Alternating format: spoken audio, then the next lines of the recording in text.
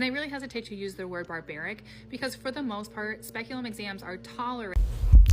I don't hesitate in the slightest to use the word barbaric to describe a speculum or a speculum exam. Because it is barbaric. It is antiquated and outdated and archaic, and we deserve so much better. And the sad thing is there is better available, but medical professionals don't want to accept that or use it.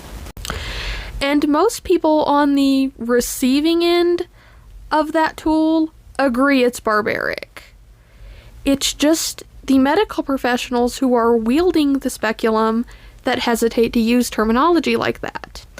It's just the people wielding the barbaric tool that don't want to call it barbaric. And it becomes increasingly more difficult to argue that it's not barbaric when you know the history of gynecology.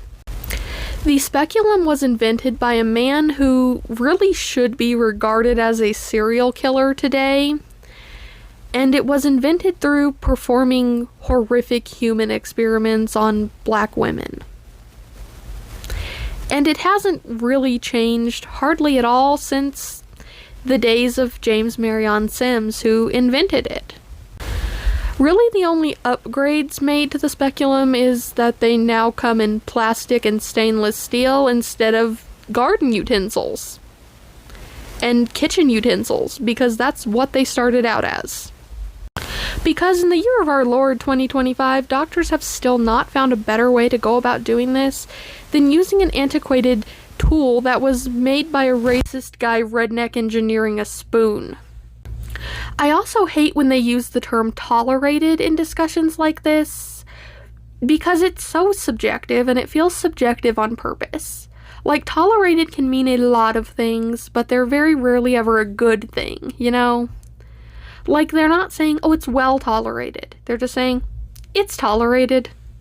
It's less of, well, I don't really think very many people mind this thing, and more of, but did you die though?